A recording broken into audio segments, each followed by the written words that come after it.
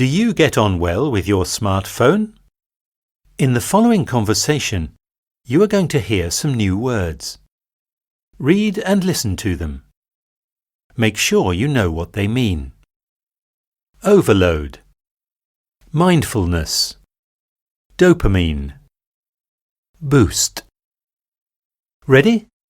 Now read the questions on the following page. Read them carefully before listening to the conversation.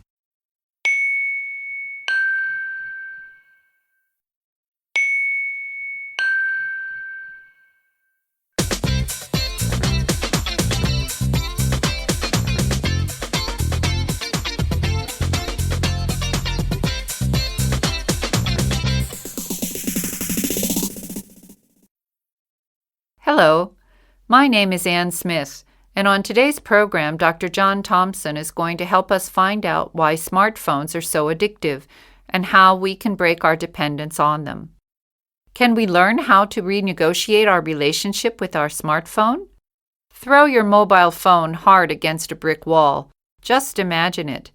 How does it feel for you? What emotions come up in your mind and in your body? What about when you realize you've left your mobile device at home or in a taxi? Dr. Thompson, have we become addicted to our mobile phones? Well, to a certain extent we are. The well-known example of people sitting around the dinner table, each of them on their phones, is a terrible example of it. But we make a lot of assumptions about technology that aren't quite right. What do you mean by that? Well, one of the assumptions we are making is that this is an inevitable process. We assume that these technologies do a lot of wonderful things for us. For example, they allow us to be in touch with people and get information from all over the globe. But then we also have to become aware that they are related to problems of distraction and information overload. I think there are things that we can do about it. Can you give us some examples? Well, we need to observe our behaviour when using technology. Almost everything that human beings do now uses digital technology, whether it's business, entertainment or socializing. Smartphones have entered all those areas and have become essential. We need to learn to become aware of the effects that our devices are having on us as the basis for figuring out how to use them well. So what do you suggest we do? So really, what I'm suggesting is that there is a lot of power in bringing mindfulness to our use of these devices, to use them in more intentional ways. For example, take the time to observe what we are feeling when we get a text message. We need to learn to change our habits by conscious observation and reflection. How can we use our digital devices in ways that are healthier? Our habits are based on a reward system. We humans have developed such a system as a way to help us find where food is.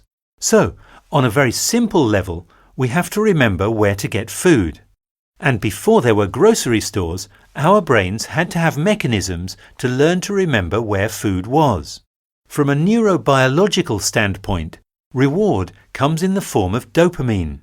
So, if food is rich in calories, then our stomach sends a signal off to our brain through dopamine that says, hey, remember what you ate and where you found it.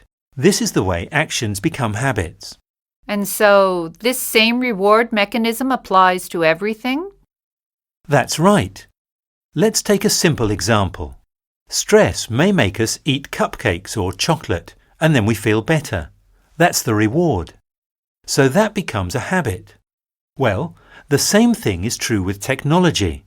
If we get stressed out and then we go and distract ourselves by surfing the internet on our phone, that temporary distraction gives that same type of temporary reward. So we are still being rewarded by that dopamine hit. Yes, and some of the technologies, for example email or texting, maximize that type of hit. If we knew that we were going to get an email every 30 seconds, then our brain would start expecting that and would not get the big dopamine hit that it gets with random emails. So this technology basically boosts our dopamine system and trains us to develop expectations.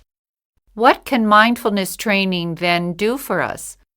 And how do we develop mindfulness? For example, I would just say to people, think about your phone. Don't even take it out yet. Just bring it to mind. What happens when you think about your phone? What happens to your breathing? Does your body posture change? What emotions come up when you think about your phone? And what does it do to the quality of your attention? So, these are the first questions I ask. Right, I see. Then I would say, now I want you to take your phone out. I want you to hold it in your hand. I don't want you to turn it on yet. Notice what's going on with your emotions. Then I ask people to turn on their phones and to open their email inbox. And I tell them to open a message and respond. But what I want them to notice is what's happening in their mind and body all the time.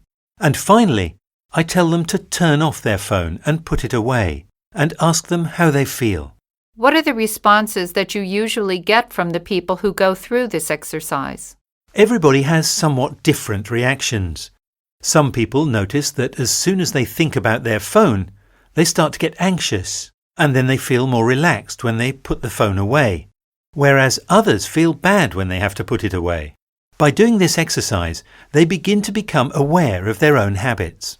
Dr. Thompson, many thanks for being with us today and for explaining how mindfulness can help us have a healthier relationship with our mobile phones.